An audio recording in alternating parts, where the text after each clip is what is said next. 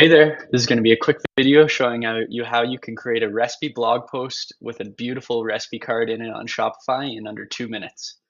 So go ahead and open up Recipe Kit, create recipe, and then we're going to create a new blog post here. So we'll say vegetarian chili recipe, add in some information that I'm copying and pasting from a Google Doc, and now we'll actually create the recipe card itself. So I'll upload an image, add some basic details that once again I'm just copying and pasting, servings, cook time, and then I'll copy and paste in the recipe ingredients. And since we're on the Recipe Kit business plan, we can attach our chopped tomatoes product, which will allow customers to add that product to their cart while they're browsing your recipe.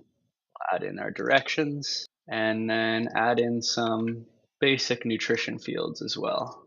Go ahead and click create recipe. And now this will populate in your recipe dashboard and likewise on your recipes blog. You can see our vegetarian chili recipe is there.